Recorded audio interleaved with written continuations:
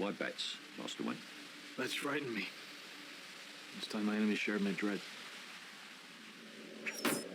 I first became interested in taking on Batman when I heard that Warner Brothers was looking to renew and reinvent the franchise.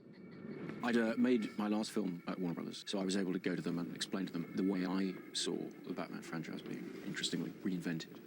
From the beginning, my interest was in taking on a superhero story but treating it in a realistic fashion. I've always been a big fan of the character, but I am by no means any kind of comic book expert. I felt I needed a writer on the project who really knew the character inside out, really knew the comic world. Chris's agent rang me up one day. I'd always wanted to write a Batman movie. I remember telling my mother when I was a kid that I was going to go to Hollywood one day and do a Batman film.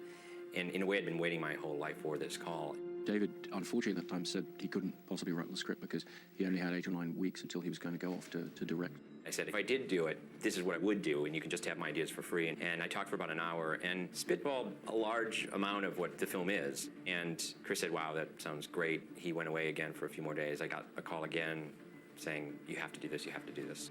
I guess he's just such a big fan of the character, he couldn't resist carving out the time to just come on board and work out the story with me and then write the first draft. One of the ironies of this film is it's this massive, massive movie. But the way that the film was created were in sort of very humble settings, so to speak.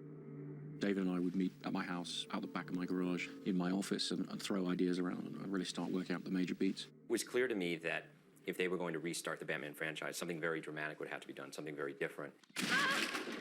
In my opinion, we had to go backwards and tell Batman's origin story. The origin story had never been addressed on film, or really even in the comics. That is to say, there isn't really a single definitive account of the journey of Bruce Wayne into Batman. David Gore and myself drew very heavily on this great history of this character. It's these key events in Bruce Wayne's life that we know of, and then a lot of very interesting gaps that we were able to interpret ourselves, and those we took to be the most important elements of what makes Batman the great legend that he is. As David was writing his first draft and we were fully working out the story, I actually brought on Nathan Crowley, my designer, and moved him into the garage to start working on the key design elements. It was in August in LA, in the garage, with the washing machines, so we had to take the day off when the cleaner came around because they'd leave the dryers on and get way too hot. It's a really interesting way to work because we, would feed each other information, and Nathan would say, oh, I have an interesting idea, and then Chris and I would put that into the story, or vice versa. By working that way, having your production designer in one room and your co-writer in another, you've really got this, fantastic symbiotic thing going on that's going to give you really great inspiration, which is what happened. It was very important to me that nobody see anything of what we were doing until it was finished, until we were ready to show different elements. We are used to working on films where you're fighting to let people know about your film. On this, we were fighting to, keep it all under wraps. We had a fake name for the project that Chris came up with called the Intimidation Game, and all the documents, all the contracts, the scripts, things like that were the Intimidation Game. I mean, it had nothing to do with the title of the film, but people ended up thinking it was the title of the film, which was all a little bit strange. After we finished the script, no photocopies were made for the executives at Warner Brothers. They came to Chris's house and sat in that same garage. They brought in some couches and read the script there. That initial stage where you're getting to really let your imagination run free and really explore ideas is one of the most fun parts of the filmmaking process. You're really trying to think and design and dream on the grandest scale imaginable. It was important for me in the case of this project to figure out who was going to be putting that cowl on before we really nailed down the script. There are a lot of people that would make a good Batman, or there are a lot of people that would make for a good Bruce Wayne, but we couldn't find a lot of people that we thought could do both. The first half of our film takes place before Bruce puts on the costume for the first time. It was important to us that the audience be really invested in Bruce Wayne and not just marking time anytime he was on screen until he would put on the cape and the cowl. Christian was the first actor I met with, actually, and it was clear to me, looking into his eyes, that this is somebody who can make you believe in the possibility of somebody devoting their life to something that's extreme. Christian was driven enough to want to go over the project that he was prepared to take a lot of things on trust in terms of what I was intending to do with the project, because when I first met him, the script hadn't been written yet. The image that I had gotten from Chris was that he was a far more dangerous and volatile character than I'd seen him played before. Christian had a very controlled and specific approach to how he wanted to portray the aggression of this character, the animal-like quality. He talked a lot about having Batman crouching in the shadows, and He's constantly sort of crouched on railings or the sides of buildings, very much the way he is in the comics. You just couldn't pull it off properly unless you became a beast and you were inside of that suit. When I first met Christian, he was extraordinarily thin, having lost an enormous amount of weight for The Machinist, which he was about to go off and shoot. He did call me and say, well, you know, how do you look right now? You know, like, how am I going to seriously be able to suggest to Warner Brothers that you could play Batman ever if, you know, you're that skinny? He then proceeded to put on a lot of weight in muscle terms and really try and bulk up, because I had impressed upon him the idea that for Bruce Wayne to really fill that suit, he was going to have to be very, very large. I was just stuffing my face all day long and lifting heavy weights and eating more, and eventually went up to like 220 pounds. I hadn't met Christian, and I was expecting to meet this bag of bones. And I went, oh my God. I just listened to what he said about get as big as you possibly can. So that's what I did, you know?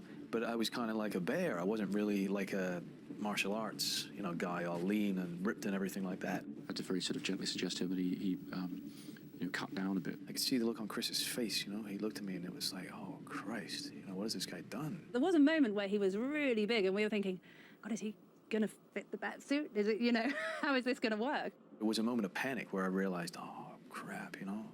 I took Chris at his exact word about get as big as you can, but he didn't really think I was going to get that big. A number of the crew I'd worked with on previous movies, they looked at me and they were like, bloody hell, Chris, what are we doing here, Fat Man or Batman? And so I realized, okay, that's not what he had meant. So I had to then try and lose a lot of weight.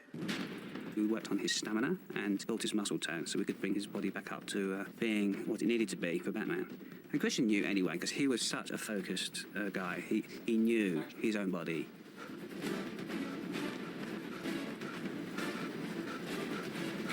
Yeah, very nice. Christian showed extraordinary levels of self-discipline and dedication to the role to be able to do that. A lot of actors, when you start working with them, they'll say they're going to lose a bit of weight for the part or whatever, and the wardrobe people will kind of roll their eyes and go, yeah, sure, because they very often don't. And I had to warn the wardrobe people in this film that he was actually going to do what he said he was going to do. It really was. It was a very tight schedule, but I just about managed it before we started filming.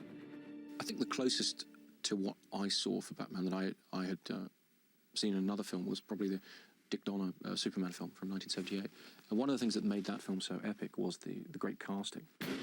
I felt that Batman deserved a similarly epic treatment, and so we decided to go for the best actors and the best stars possible, so the principals are all fleshed out with these wonderful supporting roles. You know, and it's just a spectacular cast around Christian.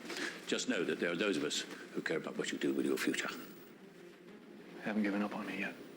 Never. It's essential that Alfred is a credible father figure because he is the person who raises Bruce Wayne. In the Civil War, your great-great-grandfather was involved in the Underground Railroad, secretly transporting freed slaves to the north. And I suspect he found these cabins handy. Casting Michael Caine in this role allows us to create a really wonderfully rounded character who really can be a true father, surrogate father to Bruce Wayne.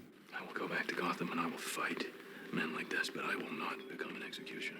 Bruce, please. For your own sake, there is no turning back. Liam Neeson plays Ducard, who is this mentor to Bruce. He essentially teaches Bruce all kinds of techniques of martial arts and so forth, but I think he also offers him a level of guidance, and at a time when Bruce is really looking for answers.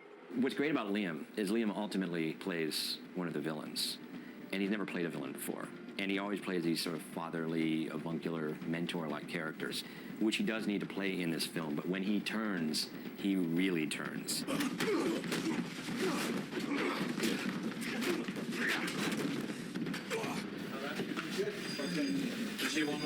We first talked about the character of Lucius Fox. I said to Chris, well, the only person that can play this is Morgan Freeman. We felt it was important to connect Bruce's assembling of the tools to become Batman, and Lucius Fox helps him in his quest to become Batman without ever knowing exactly what Bruce's quest is. Look, Mr. Fox. Yes, sir. If you're uncomfortable. Mr. Wayne, if you don't want to tell me exactly what you're doing when I'm asked, I don't have to lie. But don't think of me as an idiot. Fair enough. He knows there's something going on, but there's a sort of interesting unspoken understanding between the two men. Gary Oldman was an idea that Chris had, and he doesn't seem like the obvious choice given some of the roles he's played. I think Gary Oldman has never really played such a wholesome character. He's played a lot of bad guys, Gary, but he is a chameleon, and he inhabits the role of Gordon. The really cool thing about Gary Oldman's performance in Batman Begins is that if you look at Frank Miller's Batman Year One and the depiction of Gordon in that comic, that's exactly what Gary did. I look at Gary in the movie and I don't even think of him as Gary Oldman. He just seems like Gordon. It was important for us to have a person who was close to Bruce from childhood, knew him before all of these things went wrong. Rachel, who's played by Katie Holmes, is a very strong character in her own right, and she's not at all the damsel in distress. What these great actors bring is a sense of three-dimensional reality, the sense of a real world in which Batman and Bruce Wayne is functioning.